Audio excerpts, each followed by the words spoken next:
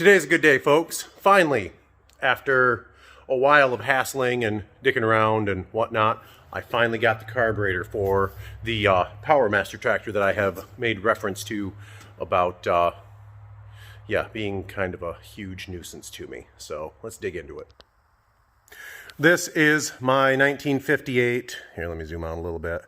This is my 1958 Ford Powermaster 851 tractor, and this is the Marvel Scheibler TSX 662 carburetor that I have had nothing but trouble with. Come to find out, on the backside I found a crack in the area where the venturi goes. This tractor's been running lean, and yeah, I was having a problem that in the dark my exhaust manifold at mid throttle would be glowing. So she's running lean and getting hot. Had a little bit of an overheating issue, and I've had it apart, had it together a few times, and screwed around with this, that, and the next thing, and finally, screw it. I'm just going to get rid of it. So today, FedEx handed me a package that I was waiting on, and it is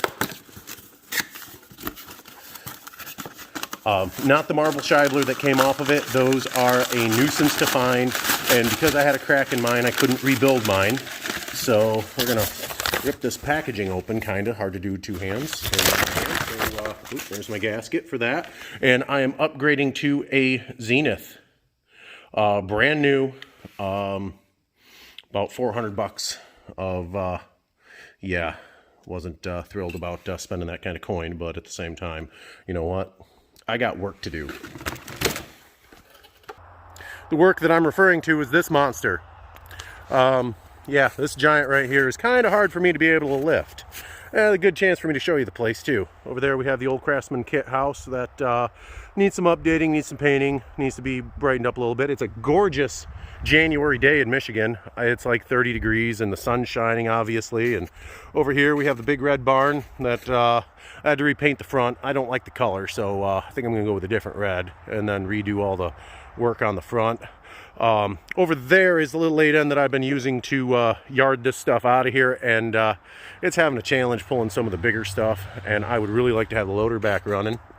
I've got the granary here that I'm going to go through and start updating a little bit. I got some junk that I need to move, but the loader's down, and it's a lot easier to move junk with the loader, like those barrels that I have my waste oil in to be able to burn.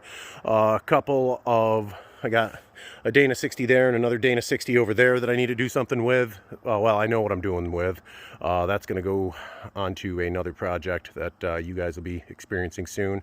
And then I've got my, very cheap, sickle bar mower. Dang, I'm forgetting words today. So I got a sickle bar mower, and all this stuff I'd like to be able to pick up and just be able to work out and get out of my way. So we're going to install this thing. Let's do it. Safety first. I'm going to remove the negative terminal so that there is no way that this unit can be cranked over and started. I do not want to find out the hard way that somebody hits a button and anybody ever has a problem, because I like my fingers and you should too. Next, I'm going to come in, I'm going to shut off my fuel shutoff that is located right here. You can do that with your fingers and then snug it up with a flat blade screwdriver. Mine leaks a little bit. That's going to be another project for another day, but yeah, seems to be a poor design, but whatever, we'll work around it. Basically, in the removal, you're only going to have, two connections. Well, technically 3 connections, but one of them's a line. So these guys back here, you've got 2 of these. One of them runs your choke.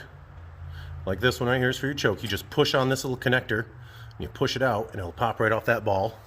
And then further back, right back here, you can see there's another one that you got to pull on. And that one goes to your governor. So after you disconnect these, you just let them hang, and you're pretty much ready to go. I already had the intake boot, or the intake tube taken off from the air filter. From the air filter that comes on down, and that's just a basic hose clamp. And this one looks like it's an original one, so yeah, she's seen some stuff. So next, we're going to move on to removing the fuel line. You only really need 3 tools to take this off. Well, I'm using 3 tools. You really only need 1, excuse me. You just need a 9/16, just open-end wrench. Now, as for me, I'm a little fancy. So I have my 9/16 on my little ratchet here. Undo that line, and then just set that to the side. Now the line is out of the equation. There is a washer on the end here that I did drop, but it'll show back up because I'm sure it's probably down in my little catch pan. Yeah, well. Now the next ones are your 2 9/16 nuts on the top here. Now I like to loosen them up with a longer wrench, just to the point that I can kind of get them to spin a little bit. And more, I use it more, you know, just for torquing it up and for breaking it loose. Once it's loose, you can't really get a ratchet in here. The only thing that you can really do is open end wrench, and then I come in with my little stubby here that allows me to continue getting these to the point that they are fingered. Well, just able to be turned with my fingers.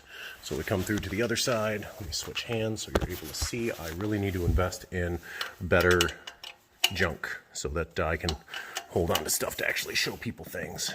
So now both of these are capable of being unthreaded. I gotta set the camera down now because I don't have one of them fancy stands yet because, well, you know what? I'm new to this, so we're learning. Just learn with me. So I'm gonna support it with my hand, undo the top nuts, and drop the carburetor out of the way. So the carburetor is now off. There's going to be a little bit of fuel left in the bowl yet, and then we got a fiber gasket that looks like most of it came off. We're going to dump out any residual fuel that's riding around in here, and it looks like everything has evaporated out of the bowl, so we're good to go on that. And then I took a minute and I removed this little seal for the I found it actually sitting on the ground down here, so I'm just going to set this over to the side. I just left my nuts hanging out. That sounds bad. I left these nuts setting on top of the intake manifold so that they're right there when I need to put them back on. I'm just going to be cautious to not bump them and lose them. I've got this handy dandy little gasket scraper. You can resharpen it, as I've done a few times, because you can see it's a little blue there from where it got hot. And you can smack it with stuff if you choose to as well. And I have beat the snot out of this thing over the course of time. Now I'm going to come up in here and I'm going to scrape out all of this gasket material that might be up on this so that we don't have any intake leaks.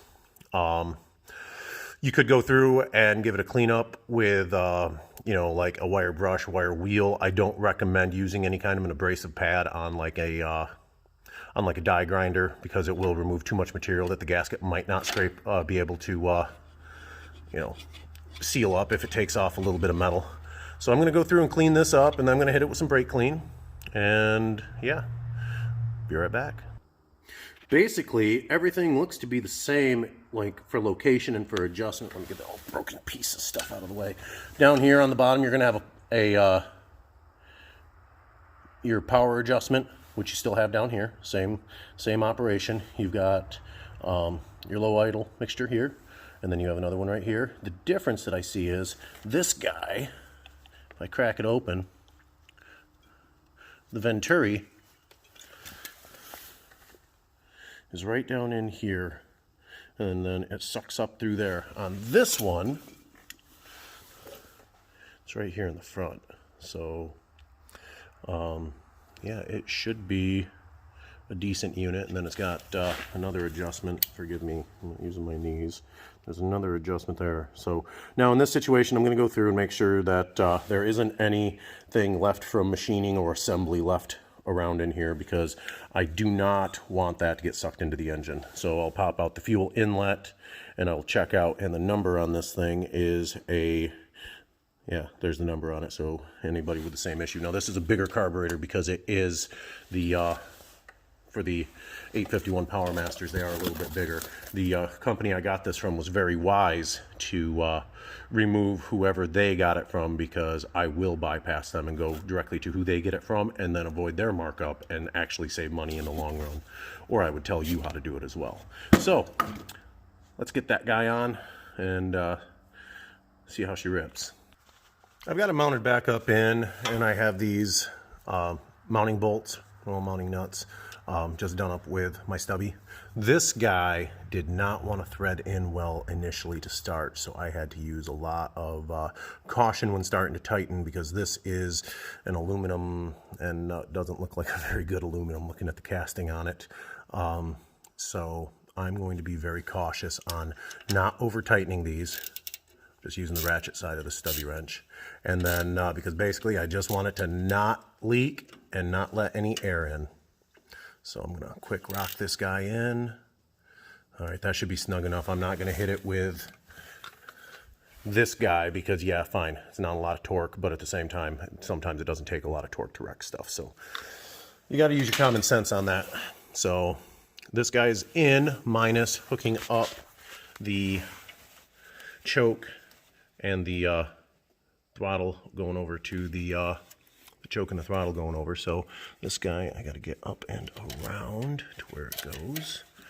So we come up in the same way, push this thing forward. I lost focus. Focus. There. You just sometimes you got to smack it.